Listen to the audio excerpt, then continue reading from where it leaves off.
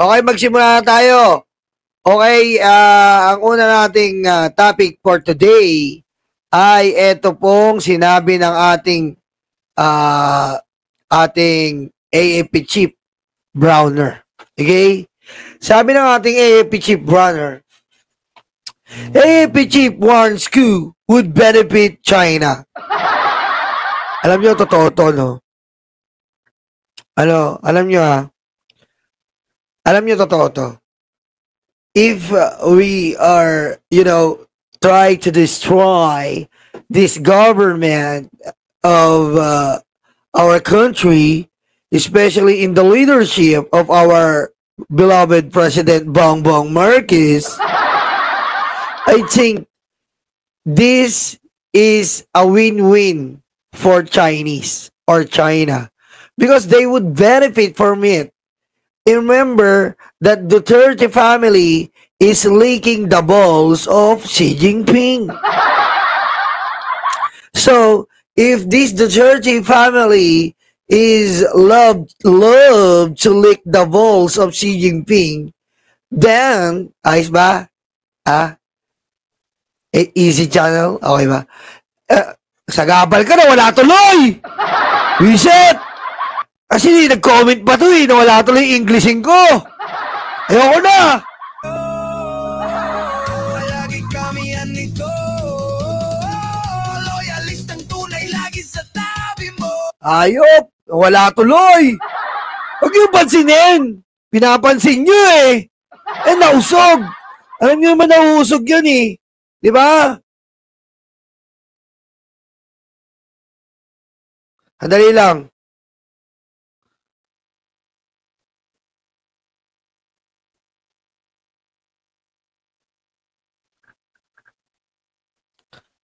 Hindi ko na alam tuloy paano mabalik.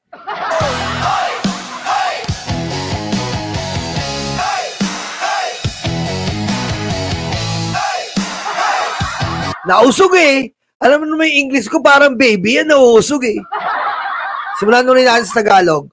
Totoo po sinabi ng ating punong tagapamahala ang pinakamataas na ating kasundaluhan na kapag po ang China kapag po nagkudita po kayo, ang pangunahing po makikinabang ay sino? Ang China. Dahil po alam po natin bawat isang Pilipino nung naraang administrasyon po, tayo po ay lumidila ng betlog ng China. Di ba? Sa pangunguna po ni Digong, ano sabi niya? Make us a province of China. Pusang ina, no? Pero mo, may presidente tayong ganon? We have a president like that. Oy, bumabalik na.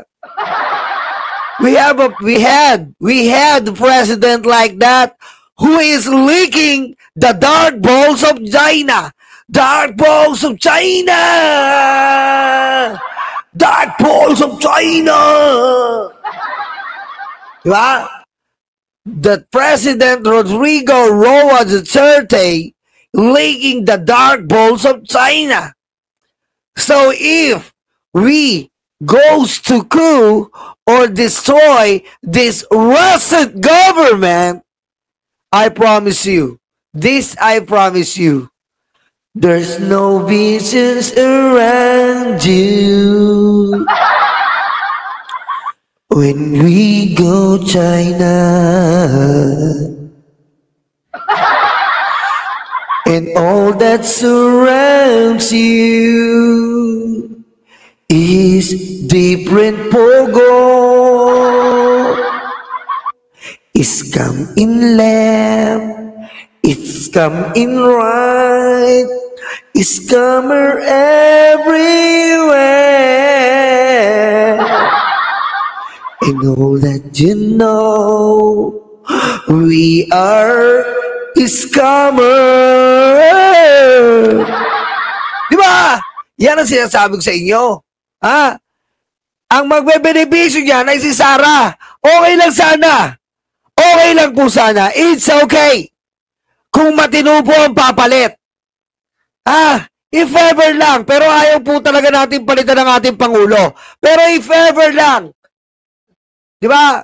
Nanguna ang mga demonyo talaga na overpower ang kabutihan ng mga demonyo. Isipin mo ang papalit. May science sa utak. Mamamatay tao. O, magnanakaw. Sara magnanakaw. Sara magnanakaw. Sara magnanakaw. Magnanakaw si Sara. Ang OBP nilagyan ng confidential funds. Ang OBP nilagyan ng confidential funds. Ang OBP nilagyan ng confidential funds. Tapos biglang ninakaw. Diba? Isipin nyo yun. Okay? Think not once, not twice, but every time that if Sara Duterte would replace our beloved Bongbong Marcos, we gotta go straight in hell. Okay? The situation of the Philippines will go straight in hell. Hell yeah! Kaya saludo po tayo kay General Browner. Kitang-kita niya naman si General Browner. Napalupit po nito. Bakit po napalupit? Si General Browner po, sinusulan yan nung nakaraan. Pero siya po ay tumayo at nanindigan na hindi nasusuhulan ang kasundaluhan, na hindi nababayaran ang integridad, na hindi nababayaran ang dignidad, dahil ang kasundaluhan ay walang pakialam sa politika.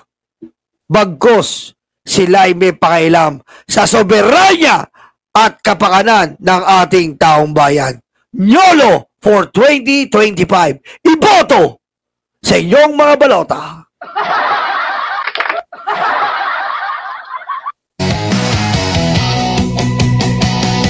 Ang namimingay, yun ang bangat. Inubos ang Pinoy, yun ang bangat. Nakakulong sa hell, yun ang bangat. Sige kung kaiba